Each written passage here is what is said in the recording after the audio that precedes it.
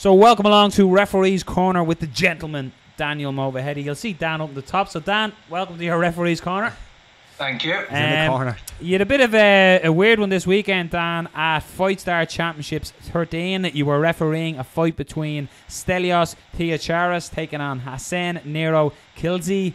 And we're going to hit play on it, and then we'll get you to talk about it. So basically, it looks like Telecoris is going for the takedown. And the cage grab. Hassan grabs the cage. You have a word with him. Yeah. You're having a good old stern conversation. I'll let you guys watch out and I explain exactly what I was saying. Yeah. He pushes you there. Okay. You walk off to the cage after him. You turn him around and he pushes you away from him and you wave it off. Yeah, exactly that. So what I mean, look, as we always say, this is what you guys are seeing is only a section of what happened leading up to that situation. So I'm going to take it back to round number one and earlier in round number two.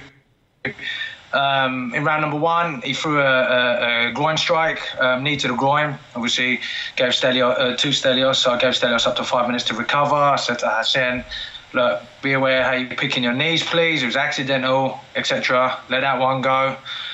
Then literally a couple of minutes later, same thing. He threw a knee straight up the middle again to the groin, pulled it to one side, gave Theo his up to 5 minutes. And in my head, I was like, look, I'm going to still put that down to accidental, but you need to start picking your shots if think about how you're going to be placing your knees, okay? And I don't want any more fouls coming from you, right? So he was like, yeah, okay. Like, you know, very, very quick, like, yeah, whatever. Anyway, okay. So round two starts, Stelios goes for, puts the pressure on, tries to go for a takedown. And again, that angle of that footage doesn't do it no justice, but exactly where the commentators were, they could see it as well. And you can hear Dave Letheby and Dean Midhat saying, look, he's grabbing that cage with force, you know. And he was grabbing that cage. So I warned him, let go of that cage, because Stelios was trying to pull him and get a double leg takedown. So let go of that cage. I slapped his hand. He still wouldn't let go. I said to him, let go of that cage. And he still wouldn't. So obviously I called time, sent Stelios to his corner, to a neutral corner.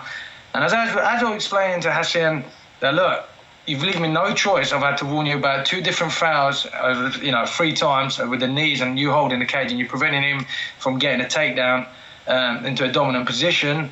You leave me no choice with deducting a point from you. And then, of course, he just turns around and goes, oh, fuck off, like that. And for me, you know, you can't be talking to a referee like that, whether it's me, anybody else in the cage. You got to take what's given to you. If there's a point deduction, that's where you got to go with. You got to deal with the consequences.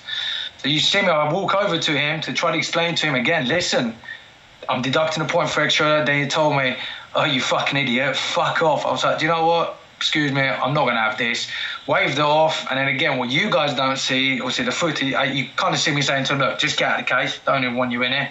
Get out of the cage. And the thing that really bugged me was afterwards he squared up to me, telling me not to touch him. And I said to him, well, then get out of the cage. You're disrespecting me, get out of the cage, etc. And the thing that really bugged me was the fact that his cornermen were just sitting there. You know, I said to them, come and get him out. And they were like, well, why did you deduct a point? Oh, why did you DQ him? Sorry. I was like, well, clearly you just saw how he acted towards an official. Surely you don't see this as acceptable. You know, whether you agree with it or you don't agree with it, you come and calm the fire down, get him out. Because like I say, and I'm not trying to gun this fire out, but it happened last time apparently on Fight Star Championships again. He had the same run-in with Rich Mitchell. Rich DQ'd him for a downed opponent. He kneed the guy to the head. And when Rich DQ'd him, apparently he got the arse about that as well. So he has got a bit of a history of you know, throwing his toys out the pram, so to speak. But yeah, you know, and that's what pissed me off with the cornerman. You know, if you know, at the end of the day, this guy's here representing the sport, representing the sport of MMA. People, you know, especially if he's fighting for a good championship fight, especially on Fight Star. Fights are a good promotion. You know, got big things coming up. How can you call yourself a champion if that, if you wanted to be a champion, if you're acting like that, you know? And it just didn't sit well with me. And yeah, of course, I had no choice but to DQ him. Just the fact that he laid, you know, hands on me not once but twice. You know, all I was doing is trying to hold his wrist to bring him in the centre of the cage, to lift his arm up, deduct 1 point, and that's it to the judges. And so that's it. has the promoter said anything to you over it? Have you got many people messaging you about it, or fellow referees? Obviously, you don't have to name. I spoke to the promoter straight afterwards. Very, very understanding. Raj Singh, is a very great promoter of Fight Star, and he was like, man, I said, look. Because obviously, it happened last time, and whatever the situation was, he managed to get back in there again to fight again. I think that I gave him a second chance, whatever the reason. But I said to him, look, man, you can't have someone like this representing your show. Whether he sells tickets, doesn't sell tickets, he's got good followers on Twitter, whatever it may be. You can't have someone like that on your show. Because if they can't handle a point deduction, how are they going to handle, if the judges don't give a decision to him, or any other situation that's in there? How are they going to handle that? That doesn't look good, and it was live on TV as well. One thing, Dan, you always say that I always notice you say now. When you step in and you stop a fight, take away from the moment that just happened, but when you step in to stop a fight and a fighter jumps up and reacts and sort of goes, oh, and you go, well, why didn't you conserve that energy to try and get out of the position you're in? So in this way, like Hassan, I don't know this guy from Adam, I just don't know the guy, but he has fouled 3 times, so he had 2 groin strikes. Fair enough, he put them down as accidental, but grabbing a cage, it ain't accidental. You know what you're doing. You're aware of it. It can be a reaction sometimes, I'd imagine. It's just a natural reaction to do it. But if you're fouling and you're visually fouling, your job as a referee is fighter safety, to make sure that the rules are being followed in the cage. And then also when you're deducting a point, you're following a rule set. So he's had 3 strikes. In baseball, you're out. So with this, he's getting a point taken off him.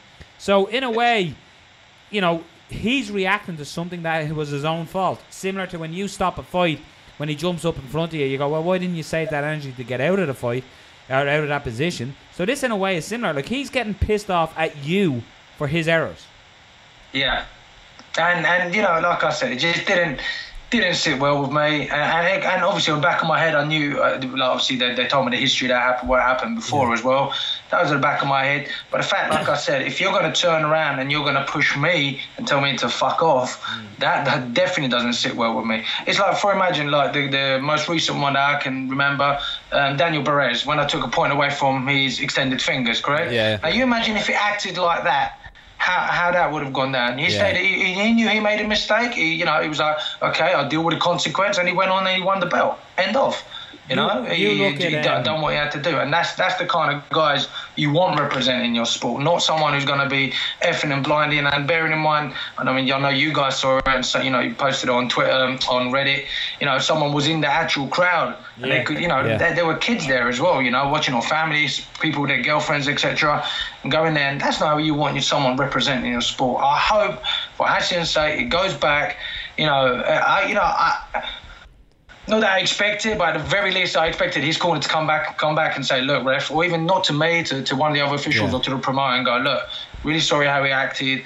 Nothing's been said, so whatever, But I hope he goes back, he addresses the issues with he's having a bad day, etc., and he realises his mistakes, and he does come back, and then hopefully he'll get to fight again. One point I would say, Dan, is in no other sport, and I don't know why it should be accepted in mixed martial arts. If that was football, and you were to be abusive to a referee, and the way he shrugged you, I know it wasn't that aggressive of a shrug, but he said then, when the camera's footage ends, he's squaring up and stuff.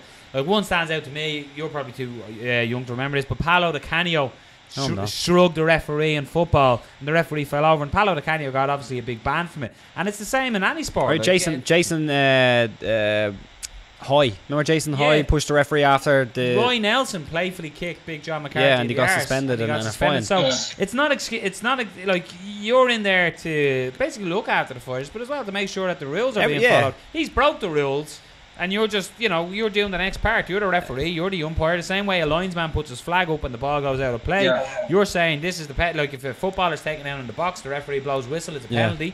So you're given the penalty, and I have to say, Reddit, you are an absolute hero in the land of Reddit. I'm seeing things like, why can't all referees be Movahedis? And it's all, you're getting blown up on Reddit with your great work. But saying that though, but say on that point, I think any other ref would have done that. So speaking of Rich Mitchell, Rich was like, I would have straight, because like I said, I went to go and say to him, look, let me explain to you. He's, on that first shove when he pushed me and told him to fuck off, most referees would have just gone, sod this, DQ, done straight away. Whereas I was trying to go and give him a second chance and then done it again, and that was it, But hey ho.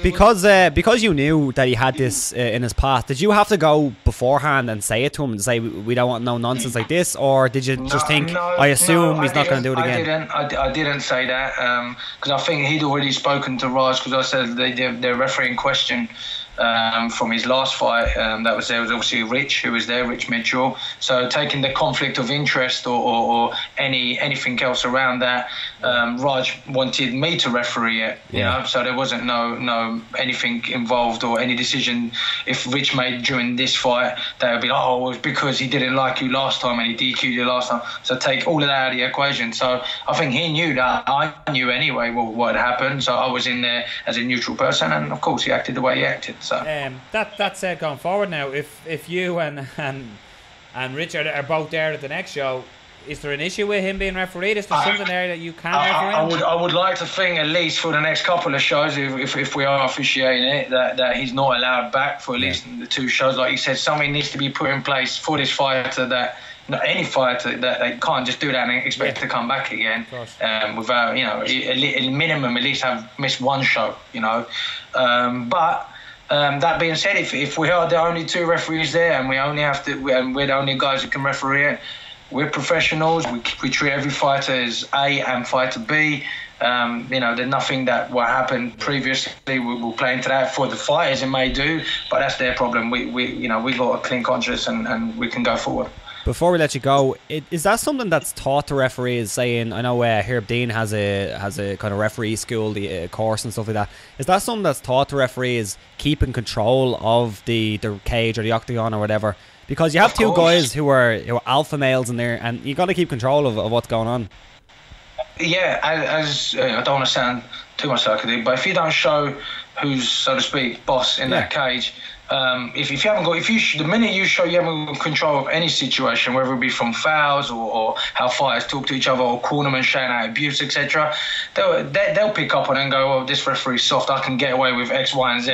And then before you know it, everything just goes out of hand, and then that's it. And you end up in sort of 1 bad situation, end up in like 5 bad situations. Yeah, you can take it back to the whole McGregor versus Goddard thing, where McGregor's running around the cage and you have to keep control of that as well. There's like loads of different situations, I suppose. No, gotta give it to you, Dan. Credit to you. Great work as always. And thanks a million as well. Well done for doing your job. Yeah, well done for doing your job. But,